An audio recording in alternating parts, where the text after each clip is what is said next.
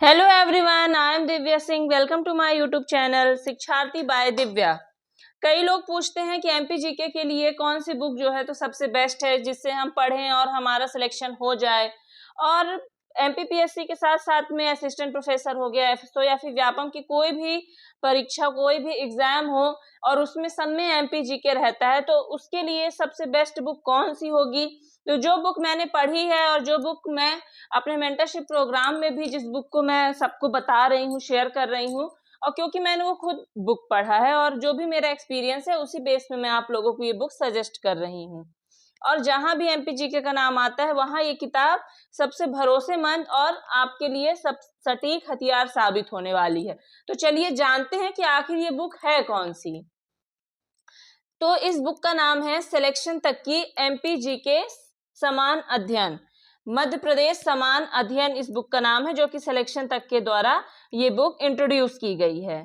Selection तक publication जो है, उन्होंने एमपीजीके ये बुक बनाई गई है उन सारी मध्य प्रदेश के कॉम्पिटिटिव एग्जाम्स के लिए, जैसे एमपीपीएससी हो गया, व्यापम, इन ये दोनों जो भी एग्जाम्स लेते हैं वो सारी जो भी सिलेबस होता है एमपी का वो सब कुछ इसमें कवर है।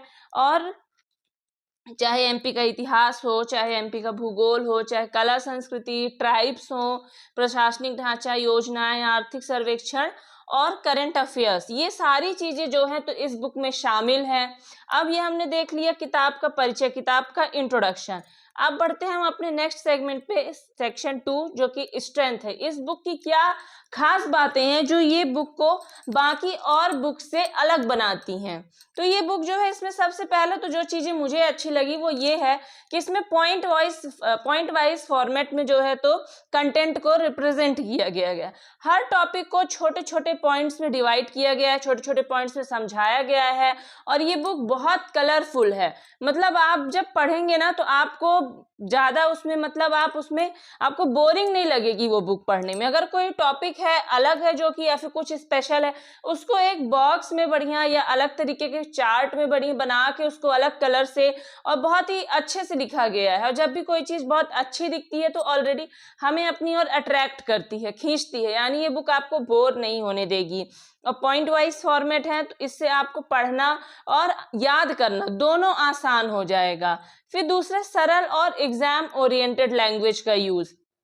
इसमें बहुत ज्यादा प्रशासनिक शब्द और बहुत ज्यादा, मतलब ऐसे शब्दों का यूज नहीं किया गया कि जिससे आप उस चीज को आसानी से समझ ना पाए या याद ना कर पाए। इसमें बहुत ही सिंपल और जो लैंग्वेज का यूज हमें एग्जाम में होना चाहिए उस लैंग्वेज में जो है तो ये बुक लिखी गई है। और कोई भी चीजों को घुमा फिरा कर नहीं लिखा गया, बल्कि जो जरूरी है वही दिया गया है और वही बताया गया है, यानी सीधा एग्जाम हिट कंटेंट। और अभी हाल ही में जो भी एग्जाम हुए उनमें कई क्वेश्चंस जो पूछे गए हैं वो सारे क्वेश्चंस जो हैं तो ये सिलेक्शन तक के बुक में हैं। फिर तीसरा, न्यू एडिशन। तो इसमें क्या क्या न्यू एडिशन है, इसमें एमपी बजट हो गया, जो अभी हाल ही में एमपी बजट आया है। न्यू योजना, न्यू प्लान्स हो गए जो कि एमपी गवर्नमेंट या एमपी गवर्नमेंट द्वारा जो है तो चालू की गई हैं। मध्य प्रदेश की वर्तमान घटनाएं हो गई, और उसके साथ साथ में जो अपडेटेड एडिशन इसका आता है, ये सारी चीजें उसमें शामिल हैं। अब और कुछ स्ट्रेंथ है देखते हैं इस बुक की, जैसे कि रिवीजन फ्रेंडली। अगर आपको रिवीजन करना है और जल्दी जल्दी करना है, कम टाइम में रिवीजन करना है, तो उसके लिए तो ये बुक सबसे ज्यादा बेस्ट है। अब आप पूछेंगे क्यों?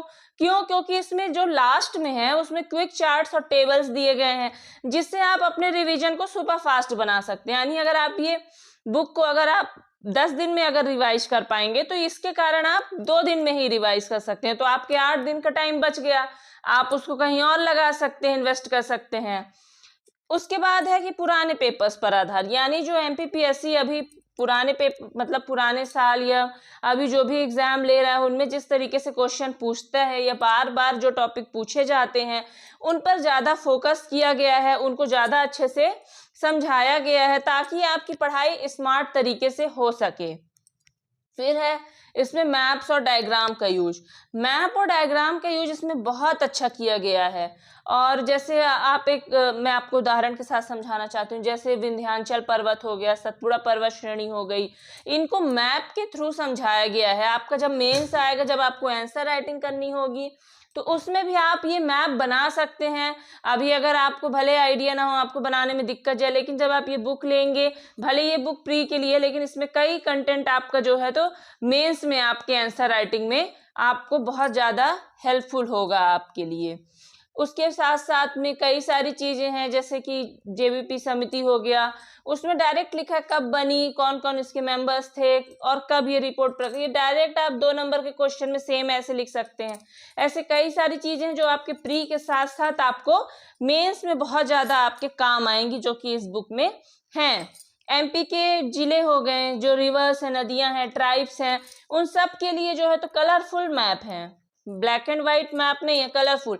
कोई भी चीज़ें कलरफुल हम देखते हैं तो ज़्यादा हमें अपनी ओर अट्रैक्ट करती है और हमें ज़्यादा जो है तो जल्दी समझ में आता है।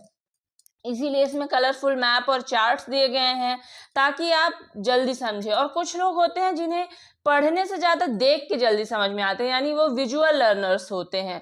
तो ये जो विजुअल लर्नर्स होते हैं, जो देख के बहुत जल्दी याद करते हैं या बहुत जल्दी उनको समझ में आता है, उनके लिए ये बुक बहुत ही ज़्यादा यूजफुल और इफेक्टिव साबित हो रही है।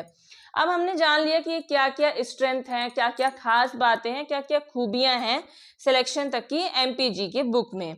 अब बढ़ते हैं नेक्स्ट सेगमेंट में कि ये बुक है किसके लिए जरूरी। तो ये बुक सबके लिए जरूरी है, वो सभी एस्पिरेंट्स के लिए जरूरी है जो कि एमपीपीएससी या फिर व्यापम के कोई भी एग्जाम की प्रिपरेशन कर रहे हैं, चाहे वो शुरू से तैयारी कर रहे हैं या फिर चाहे उनको कई साल हो गया है लेकिन उनका प्री नहीं निकल रहा है। क्योंकि एमपीजी के मतलब एक ऐसा फैक्टर होता है प्री के लिए एमपीपीएससी के, अगर ये आपका कंप्लीट है, अच्छे से कंप्लीट है और आपने अच्छे बुक से पढ़ा है, तो निश्चित ही आपके 99% चांस बढ़ा देता है आपके प्री निकालने के लिए।